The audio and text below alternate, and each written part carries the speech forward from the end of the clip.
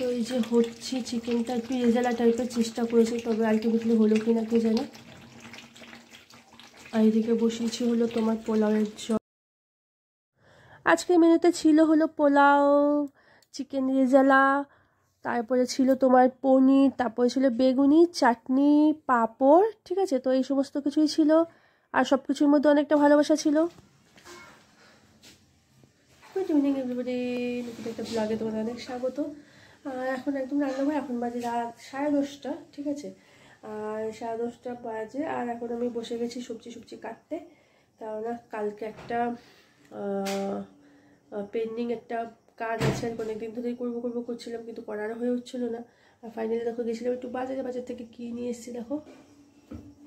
এটা এনেছি হলো তোমার এই যে চিকেন আছে, ঠিক আছে। চিকেনটাকে এখন ধোবো, ধুয়ে ম্যারিনেট করে রাখবো।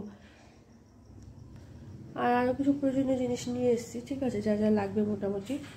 তো সেগুলো নিয়ে এসেছি। আর এখন আদা রসুন পেঁয়াজ টেস্টগুলো একটু রেডি করে রাখছি, কারণ কালকে সকালবেলা সময় হবে না কাটাকুটি, ঠিক আছে। তো বসে গেছি, এখন বাজে 10:30, খাওয়া দাওয়া হয়ে গেছে। যা যা দরকার ছিল সেগুলো নিয়ে এসেছি। কালকে হবে একটু পোলাও, আর করবো একটু চিকেন। তো এগুলো নিয়ে আসলাম তোমার কাজু কিশমিশ, ঠিক আছে। আর তোমার করবো হলো একটু বেগুনি, তার জন্য বেসন ছিল না ঘরে, বেসনও নিয়ে এসেছি। আর বেগুন টেগুন যা লাগে সেগুলো নিয়ে এসেছি। এখানে যে বেগুন টমেটো দিয়ে করবো হলো চাটনি। তো বেগুন টমেটো সবই নিয়ে আসলাম। তো এখন কেটে রেডি করে রাখি। তো এই যে ব্লগটা কিন্তু এখন শুরু হলো, ব্লগটাই কালকে কন্টিনিউ চলবে আর কি। কালকে তোমাদের আবার দেখাবো সকালবেলা যে কি হচ্ছে না হচ্ছে, ঠিক আছে। তো সঙ্গে থাকো। মশলা তো মোটামুটি কেটে নিয়েছি। এখানে দেখো কি আছে, যে আদা রসুন পেঁয়াজ লঙ্কা এগুলো সব ছুলে রেডি করে রাখলাম। এদিকে পেঁয়াজটাকে ছুলে রেখেছে, আর এদিকে যে টমেটোকে কাটবো, ভাবছি চাটনিটা করে রাখি, ঠিক আছে, তাহলে একটু সকালবেলা তাড়াতাড়ি হয়ে যাবে। তো ওই যে টমেটোটা কেটে ভাবছি চাটনিটা একটু করে রাখি। তো গুড মর্নিং, কালকে ব্লগটা কন্টিনিউ চলছে, ঠিক আছে। উঠে গেছি, আর সত্যি কথা বলতে সারা সেরকম একটা ভালো ঘুম হয়নি। 6টার সময় বেল দিয়েছিলাম, আর শুয়েছি অনেক রাত্রেবেলা। কালকে ওই সমস্ত করে শুয়েছি, চাটনি ফাটনি করে রেখে শুয়েছি অনেক রাত্রেবেলা। আর 6টায় বেল বেজেছে, আবার শুয়ে পড়েছি। তারপর উঠতে 7টা বেজে গেছে। এখন বাজে তোমার 7টা কটা বাজে, 7:20-25 হয়ে গেছে। তার মধ্যে আমি উঠে দেখো কী করছি রান্নাঘরে। তো এখানে না মোটামুটি কালকে তো আদা রসুন পেঁয়াজ এগুলো ছুলে রেডি করে রেখেছিলাম, তো সেগুলোকে একটু পেস্ট করে নিলাম। এখানে টমেটো পেস্ট, এখানে হলো কাজু কিশমিশ না সরি, চারমগজ, তারপরে বাদাম এই সমস্ত আছে। এদিকে হলো তোমার আদা রসুন পেস্ট, এদিকে কাজু কিশমিশটাকে ভিজিয়েছি, আর এইদিকে আছে তোমার হলো পেঁয়াজের পেস্ট। তো আগে মাংসটাকে বসিয়ে দেবো, পোলাওটা পরে করবো, ঠিক আছে। তো চলো।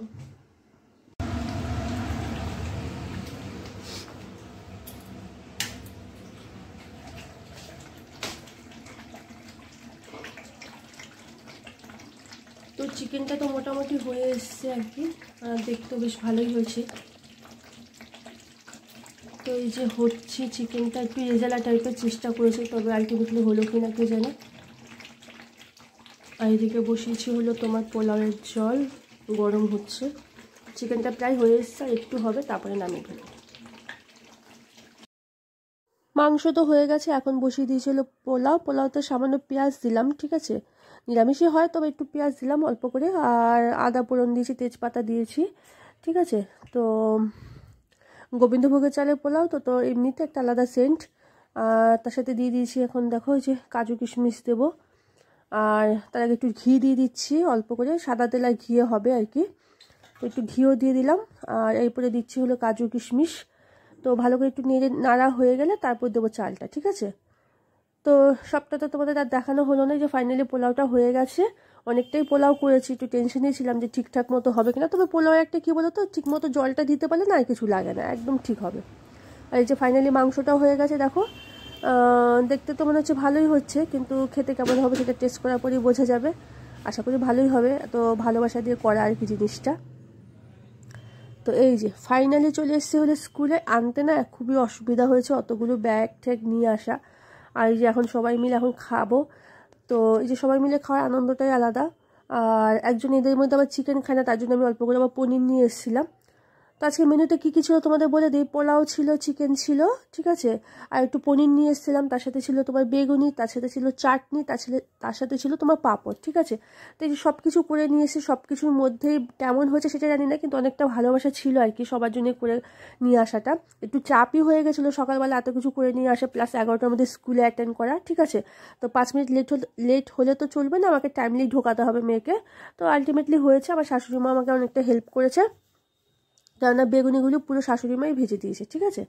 তো এই যে এখন খাওয়া দাওয়া চলছে, দেখি সবাই কি বলে। আর সবাই খেয়ে খুব ভালোই বলেছে, তো সবাই খুব